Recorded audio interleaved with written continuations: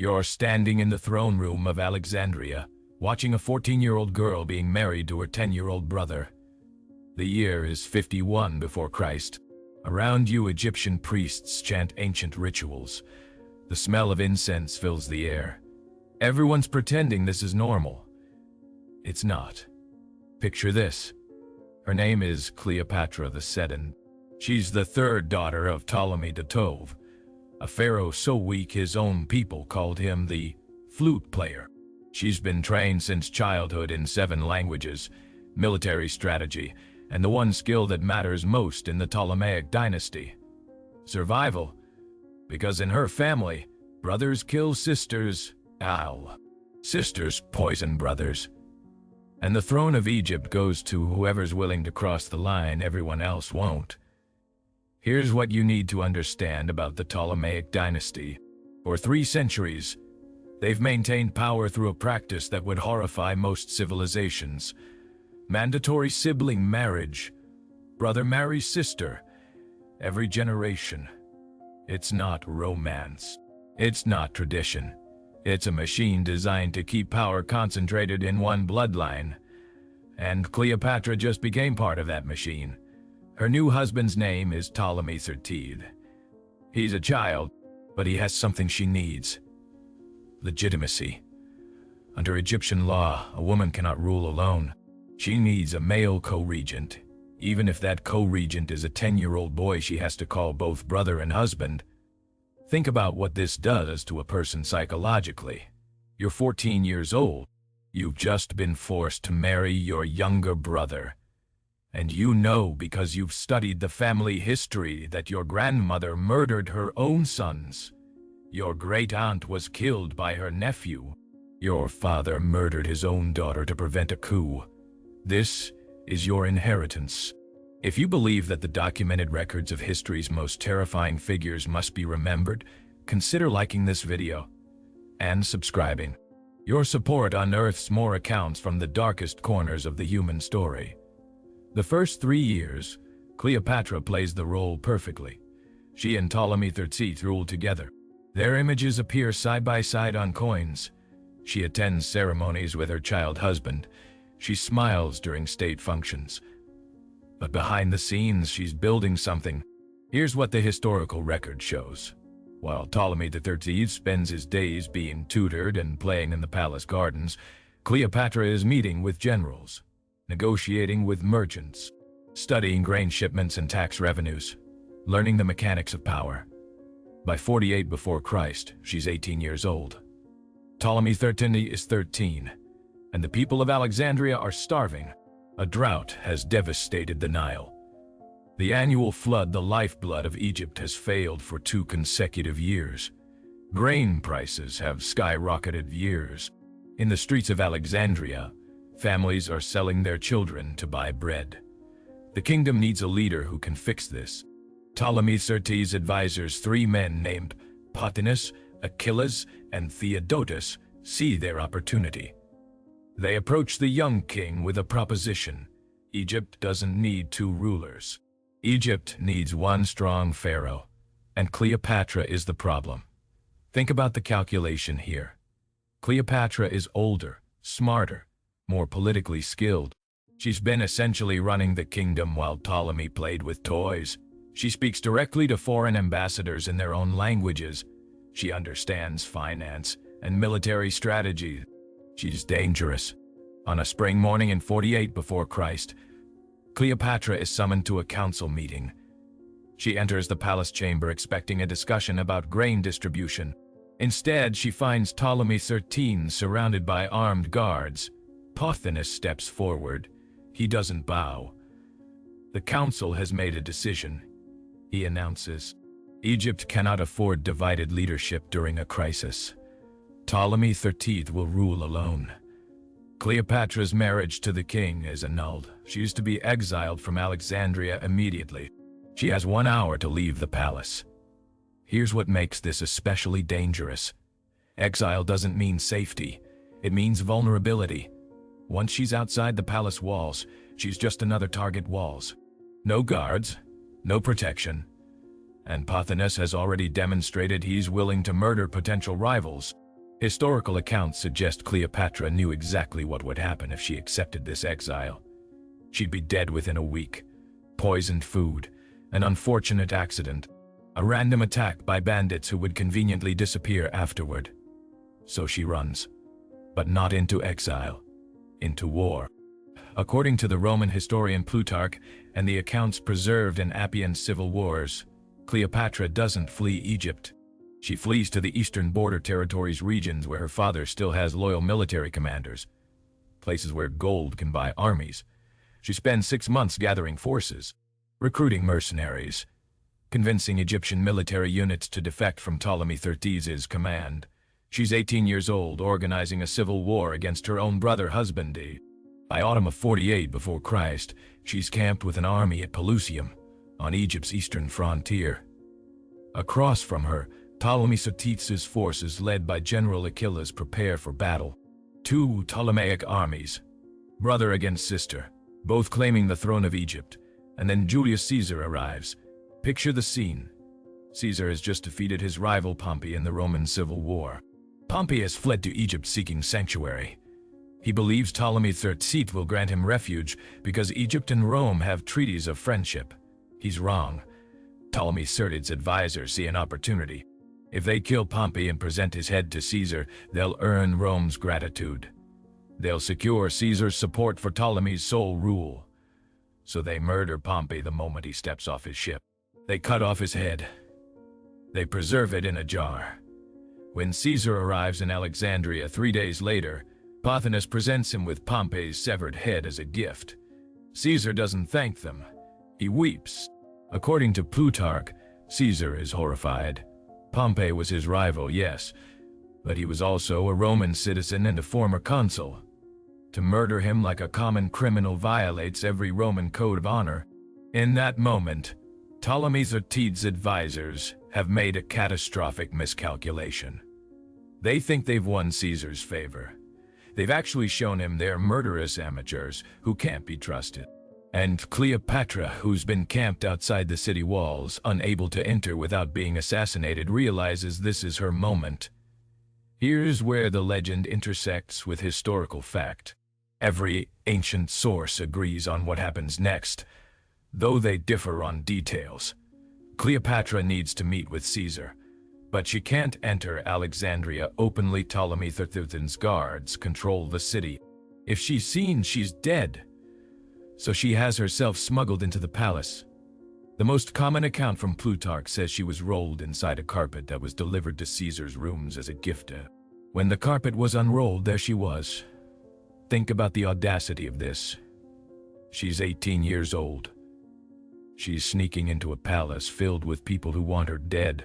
She's about to introduce herself to the most powerful man in the world, a 52-year-old Roman general who's just finished conquering Gaul and defeating his rivals in a brutal civil war. And her opening move is to literally roll out at his feet. It works. Caesar is intrigued. According to the historical accounts, it's not just her appearance that captivates him, it's her intelligence. She speaks to him in fluent Latin. She explains the political situation in Egypt with clarity and strategic insight. She makes her case. She's the rightful ruler. Ptolemy XIII's advisors are incompetent murderers, and Egypt needs leadership that Rome can trust. Caesar decides to mediate the dispute. He summons Ptolemy XIII and his advisors to the palace. He announces that he's reviewed the situation and determined that Cleopatra and Ptolemy should rule jointly, as their father intended. The brothers and sisters of Egypt will share power. Pothinus realizes immediately what's happened. Caesar has fallen under Cleopatra's influence.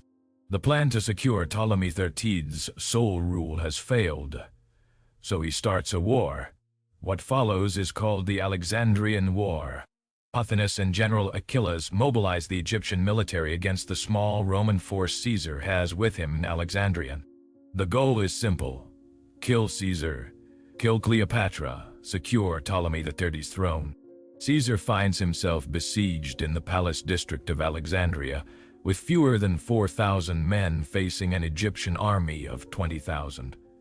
The fighting lasts for months. Parts of Alexandria burn. The famous library, or at least warehouses near it, are destroyed by fire. Romans and Egyptians die in street-to-street combat. And in the middle of this chaos, Cleopatra stays with Caesar.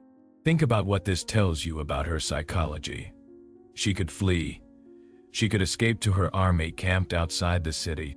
Instead, she remains in a palace under siege, betting everything on Caesar's ability to win. She's not wrong. Reinforcements arrive from Rome's eastern provinces. Caesar breaks the siege and the Roman forces push Ptolemy III's army back toward the Nile Delta. Here's what happens next, according to multiple ancient historians including Cassius Dio and Appian. During the retreat, Ptolemy XIII, still just 13 years old, attempts to cross the Nile River. His boat is overcrowded with fleeing soldiers. The weight is too much. The boat capsizes. Ptolemy XIII, weighted down by his golden armor, drowns in the river. His body is recovered days later. Caesar has the armor displayed publicly to prove the boy king is dead, and Cleopatra becomes sole ruler of Egypt.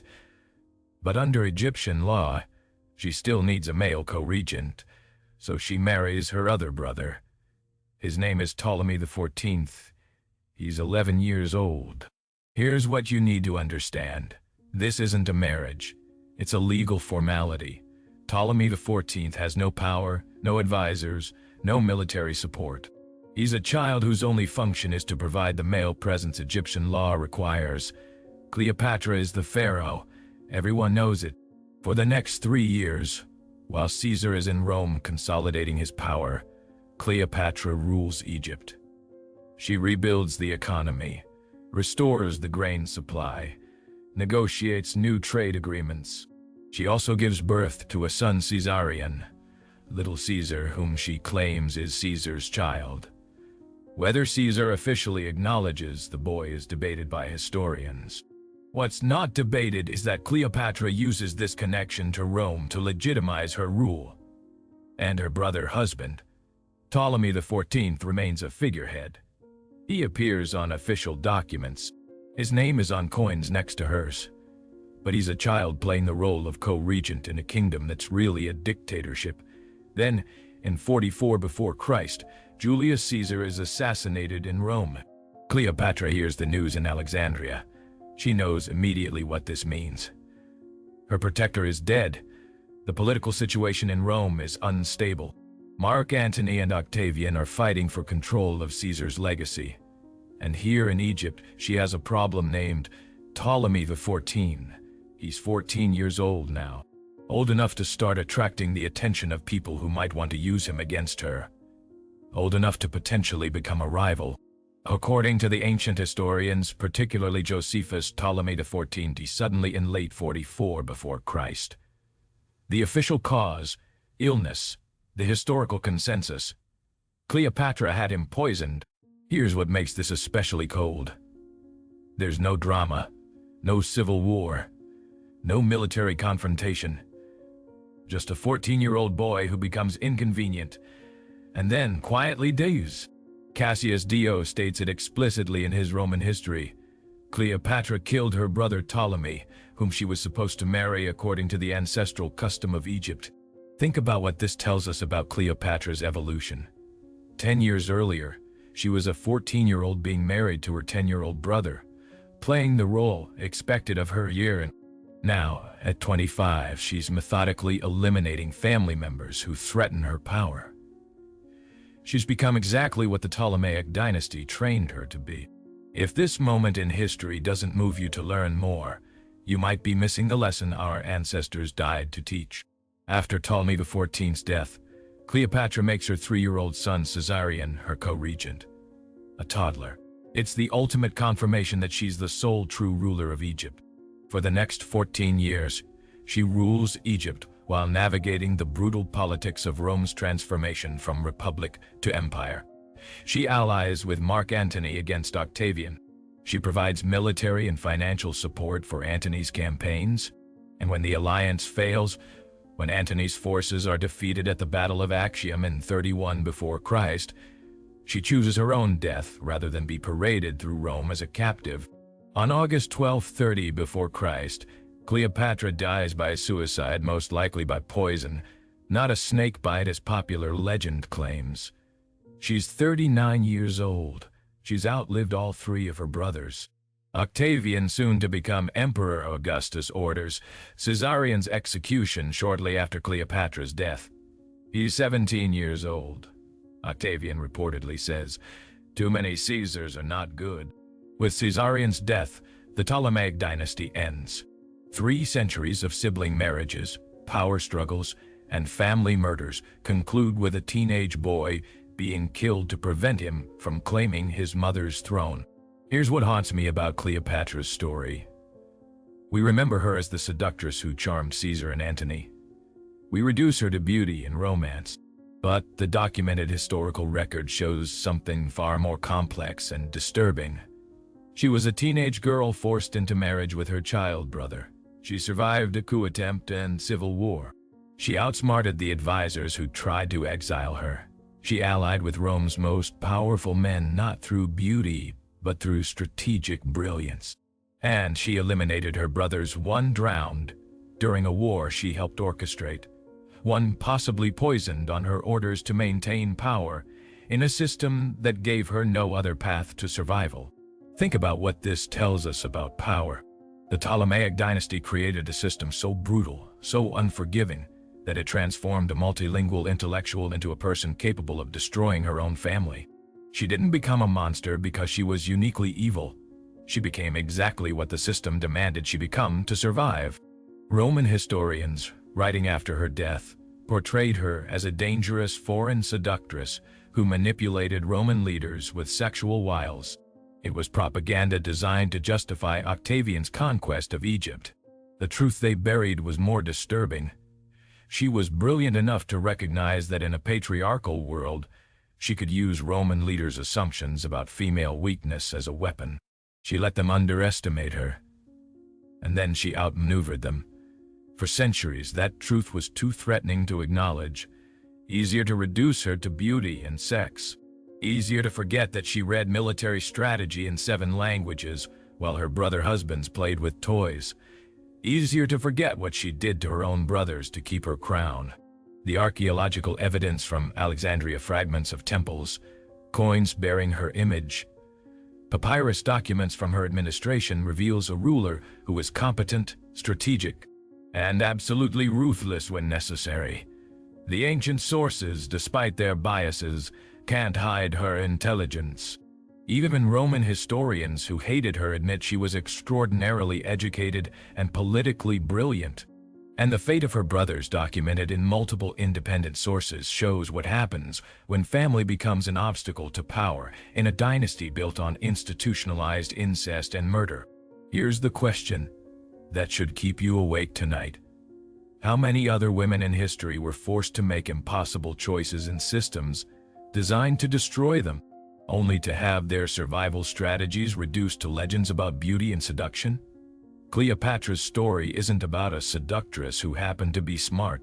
It's about a brilliant political strategist who was forced to operate in a system that gave her 2 choices: destroy her family or be destroyed by them. She chose survival, and history spent 2,000 years making sure we forgot everything, except the seduction part. If this exposed something you've never heard before, hit that subscribe button and turn on notifications, because we're going to keep uncovering the history they tried to erase. Drop a comment with your thoughts and I'll see you in the next investigation.